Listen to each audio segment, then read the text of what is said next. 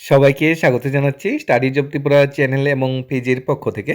আমরা যারা JRBT tour জন্য ওয়েট করছি, আজকের ভিডিওটা তাদের জন্য খুবই গুরুত্বপূর্ণ।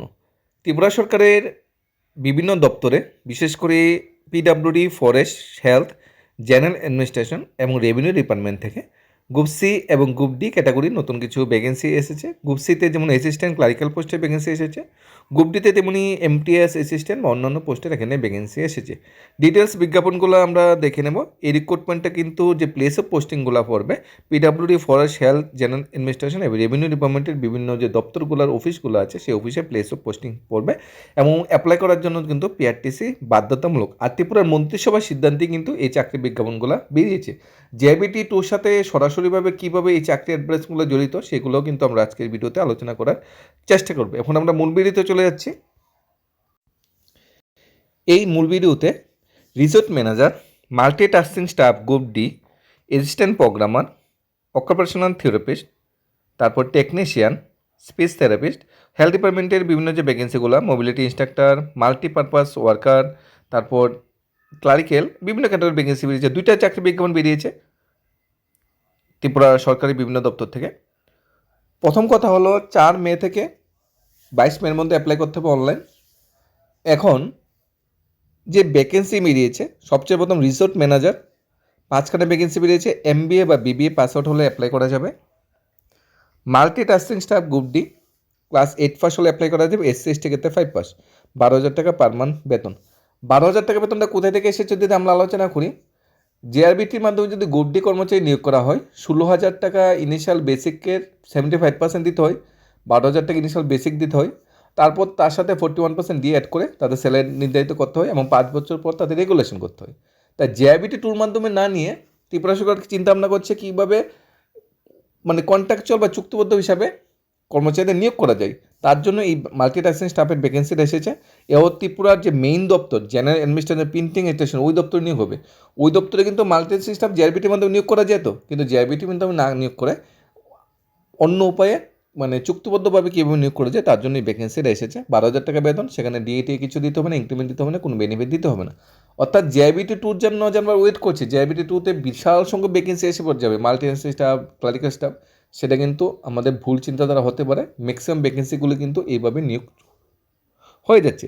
যেমন অ্যাসিস্ট্যান্ট প্রোগ্রামার, মাইনরিটি ডিপার্টমেন্টে এখানে 3খানা ভ্যাকেন্সি বেরিয়েছে। ডিপ্লোমা বা ব্যাচেলার ডিগ্রি কম্পিউটার, জেআইবিটি টুর মাধ্যমে নিয়োগ করা যেত। অকুপেশনাল থেরাপিস্ট যেটা আছে, ব্যাচেলার ডিগ্রি থাকতে হবে, বিউটি পাসওয়ার্ড হতে হবে, 20,500 টাকা স্যালারি। তারপর টেকনিশিয়ান, ডিপ্লোমা থাকতে হবে, পিএনইউ সার্টিফিকেট থাকতে হবে, 14,500 টাকা স্যালারি। অডিওলজিস্ট, স্পিচ থেরাপিস্ট, 20,500 টাকা salary. Hearing assistant, junior speech therapist, 14,500 টাকা এখানে স্যালারি। মোবিলিটি ইন্সট্রাক্টর, 14,500 টাকা স্যালারি। ডিপ্লোমা থাকতে হবে পার্টিকুলার বিভাগে মাধ্যমিক পাসের সাথে। Multipurpose regulation worker, post graduation থাকতে হবে, ডিপ্লোমা থাকতে হবে কমিউনিটি বেস রেগুলেশনে, 14,500 টাকা স্যালারি। তারপর নেক্সট যে ভ্যাকেন্সিগুলো বেরিয়েছে আমাদের প্রজেক্ট অ্যাসিস্ট্যান্ট বেরিয়েছে, পোস্ট গ্রাজুয়েট থাকতে হবে স্ট্যাটিস্টিক্স, এমসিএ, সিএস বা আইটি বিভাগ থেকে। নেক্সট ভ্যাকেন্সি বেরিয়েছে অ্যাসিস্ট্যান্ট ব্লক কোঅর্ডিনেটর, সেখানে পোস্ট গ্রাজুয়েশন ডিগ্রি থাকতে হবে, ম্যানেজমেন্ট বা রুরালে, 24,000 টাকা স্যালারি। 7টা ভ্যাকেন্সি বেরিয়েছে ও এসসি ক্যাটাগরির জন্য। ফিল্ড অ্যাকাউন্টস বা সাব ডিভিশনাল অ্যাকাউন্টেন্ট নিয়োগ করা হচ্ছে, 5খানা ভ্যাকেন্সি, ব্যাচেলার ডিগ্রি, বিকম হলে প্রেফারেন্স দেওয়া হবে, 30,000 টাকা পার মান্থ এখানে স্যালারি দেওয়া হবে। ফরেস্ট ডিপার্টমেন্টের ভ্যাকেন্সিটা হবে। অ্যাকাউন্টস নিয়োগ করা হবে এট রেঞ্জ লেভেল, 12টা ভ্যাকেন্সি বেরিয়েছে, 25,000 টাকা পার মান্থ স্যালারি দেওয়া হবে। ব্যাচেলার ডিগ্রি থাকতে হবে, সাথে কম্পিউটার জানা থাকতে হবে, ব্যাচেলার ডিগ্রি বিকম পাসওয়ার্ড হলে প্রেফারেন্স দেওয়া হবে। 12খানা ভ্যাকেন্সি বেরিয়েছে অ্যাকাউন্টস পোস্টের জন্য, ফরেস্ট ডিপার্টমেন্টে অ্যাকাউন্টস নিয়োগ করা হচ্ছে। বায়োডাইভার্সিটি এক্সপার্ট একটা ভ্যাকেন্সি বেরিয়েছে, 75,000 টাকা স্যালারি, এমএসসি পাসওয়ার্ড হতে হবে। নেক্সট যেটা ভ্যাকেন্সি বেরিয়েছে, গুরুত্বপূর্ণ ভ্যাকেন্সি যেটা বেরিয়েছে, রেঞ্জ ডাটা অ্যানালিসিস বেরিয়েছে, গ্র্যাজুয়েশন পাস আউট হতে হবে, ম্যাথমেটিক্স বিভাগে, 18,000 টাকা স্যালারি, জাইকা প্রজেক্টে নিয়োগটা হবে। অ্যাসিস্ট্যান্ট ফিল্ড অ্যাকাউন্টেন্ট বা প্রজেক্ট অ্যাসিস্ট্যান্ট যে ভ্যাকেন্সি সেগুলো কিন্তু জাইকা প্রজেক্টে হবে। তাছাড়া ফিল্ড অ্যাসিস্ট্যান্টের ভ্যাকেন্সি বেরিয়েছে 2টা, এটা ত্রিপুরা ক্লাইমেট চেঞ্জ সেলে নিয়োগ করা হবে। ব্যাচেলার ডিগ্রি থাকতে হবে ফরেস্ট্রি, বটানি, এগ্রিকালচার সায়েন্স এবং এনভায়রনমেন্ট সায়েন্স থেকে। 20,000 টাকা স্যালারি প্লাস কিন্তু 8% এইচআরএ দেওয়া হবে ফর ফার্স্ট ইয়ার, প্রথম বছরের জন্য 8% এখানে হাউস অ্যান্ড অ্যালাউন্সও কিন্তু দেওয়া হবে। আরেকটা ভ্যাকেন্সি এসেছে ত্রিপুরা সরকারি দপ্তর থেকে, সেটাও আমরা দেখে নেব। এই যে ভ্যাকেন্সিটা এখানে এসেছে, এখানে আমরা দেখতে পাচ্ছি বিভিন্ন, যেমন ক্লারিক্যাল পোস্টে কিছু ভ্যাকেন্সি বেরিয়েছে, নিউরোলজিস্ট, স্বাস্থ্য দপ্তরে কিছু ভ্যাকেন্সি বেরিয়েছে, ফরেস্ট ডিপার্টমেন্ট থেকে কিছু ভ্যাকেন্সি বেরিয়েছে, রেভিনিউ দপ্তর থেকে কিছু ভ্যাকেন্সি বেরিয়েছে, হেলথ ডিপার্টমেন্ট থেকে কিছু ভ্যাকেন্সি বেরিয়েছে। এই ভ্যাকেন্সিগুলো কিন্তু ডাইরেক্ট রেগুলার পোস্টে নিয়োগ করা যেত, জিআইবিটি টুর মাধ্যমে নিয়োগ করা যেত, টিপিএসসি মাধ্যমে নিয়োগ করা যেত, বা ডাইরেক্ট মেডিকেল এডুকেশন যে মেডিকেল বোর্ড আছে সে তার মাধ্যমে নিয়োগ করা যেত, কিন্তু এই উপায়ে কিন্তু নিয়োগ করা হয়নি। যেমন অ্যাসিস্ট্যান্ট ব্লক কর্ডিনেটর পিডাব্লিউডি ডিপার্টমেন্টে 24,000 টাকা স্যালারি, পিডাব্লিউডি ডিপার্টমেন্টে কিন্তু ডাইরেক্ট জিআইবিটি টুর মাধ্যমে নিয়োগ করা যেত, আগেও নিয়োগ হয়েছে, কিন্তু এটা কী হয়েছে, জিআইবিটির মাধ্যমে নিয়োগ করার কোনো প্রপোজাল এখানে রাখা হয়নি।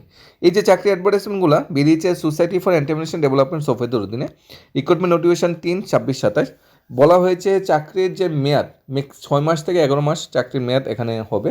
পরে যদি ফিনান্সিয়াল এবিলিটি থাকে বা তোমার পারফরমেন্স যদি ভালো হয় তাহলে তোমার চাকরির মেয়াদ এখানে বৃদ্ধি করতে পারে, অর্থাৎ ভবিষ্যতে তোমার চাকরির নিশ্চয়তা কিন্তু এখানে নেই।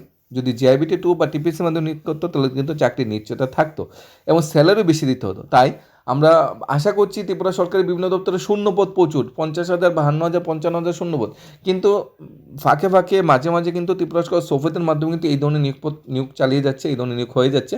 অর্থাৎ যদি আমরা পিডাব্লিউ ডিপার্টমেন্টে যদি ধরি 10টা ক্লারিক্যাল পোস্ট খালি আছে, এখন যদি সোফেতের মাধ্যমে 5টা নিয়োগ হয়ে যায় তাহলে কি আমরা বলতে পারবো 10টা পদ খালি আছে? বলবো না 5টা পদ খালি আছে।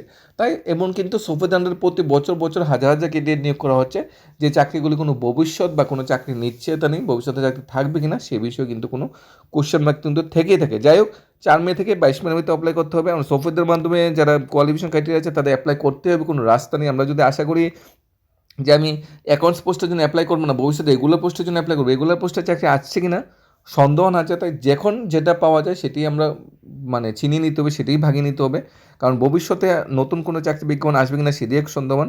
আর সবচেয়ে বড় কথা হলো ইন ফিউচার সোফেদের মাধ্যমে আরও প্রচুর রিক্রুটমেন্ট হবে। এই রিক্রুটমেন্টে করলে ত্রিপুরা সরকারের লাভ, আর যেই ডিপার্টমেন্ট নিয়োগ করবো ওই ডিপার্টমেন্টে কোনো হেডেক থাকে না, স্যালারি দেওয়ার কোনো হেডেক থাকে না, আর সোফের ডাইরেক্ট স্যালারি স্ট্রাকচার এখানে দেবে। 200 টাকা অ্যাপ্লিকেশন ফি লাগবে। এখানে সোফেদের official website www.sofed.tripura.gov.in official website থেকে আমরা অনায়াসেই কিন্তু ফর্ম ফিল আপ করে নিতে পারবো। আর একটা চাকরি বিজ্ঞাপন এসেছে ত্রিপুরা সরকারি দপ্তর থেকে, সেটা আমরা একটু যদি দেখে নেব। রিক্রুটমেন্ট নোটিফিকেশন নাম্বার আগেরটা 3 ছিল 26/7, এবার একটা 2। এখানে টেকনিক্যাল অ্যাসিস্ট্যান্ট নিয়োগ করা হচ্ছে রেভিনিউ ডিপার্টমেন্টের অধীনে এবং মার্কেট অ্যাসিস্ট্যান্ট স্টাফ নিয়োগ করা হচ্ছে রেভিনিউ ডিপার্টমেন্টের অধীনে। টেকনিক্যাল অ্যাসিস্ট্যান্টের জন্য 12খানা পোস্ট, ইউআর 6টা, এসটি 4টা এবং এসসি 2টা। গ্র্যাজুয়েশন ডিগ্রি পাস আউট হতে হবে কম্পিউটার সায়েন্সে, গ্র্যাজুয়েট হতে হবে এনি ডিসিপ্লিন, যেটা সাথে ডিপ্লোমা থাকতো কম্পিউটারে, ও কম্পিউটার সায়েন্সে গ্র্যাজুয়েশন পাস আউট হলে বা যদি গ্র্যাজুয়েশনের সাথে 1 বছরের কম্পিউটার ডিপ্লোমা থাকে তাহলে অ্যাপ্লাই করা যাবে। 20,178 টাকা পার মান্থ এখানে স্যালারি দেওয়া হবে। আর মাল্টিটাস্কিং স্টাফের স্যালারি বলা হয়েছে ন্যূনতম 12 পাস হতে হবে, বেসিক কম্পিউটার নলেজ থাকতে হবে, যেমন Microsoft office, email, printing, scanning. 12,843 টাকা স্যালারি দেওয়া হবে। বয়স 18 থেকে 45 বছরের মধ্যে হলে অ্যাপ্লাই করা যাবে। ইউআর ক্যাটাগরি যারা ক্যান্ডিডেটরা আছে তারাও আপ টু 45 বছর পর্যন্ত কিন্তু অনায়াসেই অ্যাপ্লাই করতে পারবে। সোভিয়েতের অফিসিয়াল ওয়েবসাইট থেকে অ্যাপ্লাই করা যাবে। 1 মে থেকে 7 মের মধ্যে অ্যাপ্লাই করতে হবে। অ্যাপ্লিকেশন করার পর সোফেদের মাধ্যমে বাইবা বা রিটেনের মাধ্যমে পুরো নিয়োগ প্রক্রিয়াটা কমপ্লিট হবে। সেটা সোফেদ নির্ধারণ করবে সেটা বাইবা হবে নাকি রিটেন হবে নাকি প্র্যাকটিক্যাল টেস্ট হবে। 200 টাকা লাগবে, এটাও অ্যাপ্লিকেশন ফি। অর্থাৎ ত্রিপুরা সরকারের দপ্তরে সরাসরি নিয়োগ হচ্ছে, কিন্তু ত্রিপুরা সরকার ডাইরেক্ট রিক্রুট করছে না, বা ওই দপ্তর ডাইরেক্ট চাকরি অফার বিলি বন্টন করছে না, ডাইরেক্ট অ্যাডভার্টাইজমেন্ট দিচ্ছে না, অ্যাডভার্টাইজমেন্ট দেওয়া হচ্ছে সোফেদের মধ্যে। ইন ফিউচার মন্ত্রিসভার যে সিদ্ধান্তগুলো হয়েছে, জিআইবিটির মাধ্যমে গ্রুপ সি গ্রুপ ডি পোস্টের যে শূন্যপদগুলো ক্রিয়েশন বা খালি করা হয়েছে, হয়তো ইন ফিউচার এই নিয়োগপত্রগুলো সোফেদের মাধ্যমে হতে পারে। প্রায় প্রত্যেকটা ডিপার্টমেন্টে বিভিন্ন পদে নিয়োগের জন্য বিজ্ঞাপন বেরিয়েছিল, সেই বা মন্ত্রিসভার সিদ্ধান্ত হয়েছিল। ইন ফিউচার সেখানেও কিন্তু সোফেদের মাধ্যমে নিয়োগ হওয়ার সম্ভাবনা অনেকটা প্রবল। যাই হোক, বর্তমান সময়ে চাকরির বাজারে যে কোনো একটা চাকরি হলেই তার গুরুত্ব বা তার যে ইম্পর্টেন্সটা সেটা অনেকটা বেড়ে যায়। যারা অ্যাডভার্টাইজমেন্ট মূলে অ্যাপ্লাই করতে চাও তাদের জন্য ডেট বেরিয়ে গেছে। 1 মে থেকে একটা, আরেকটা 4 মে থেকে শুরু হয়ে যাবে।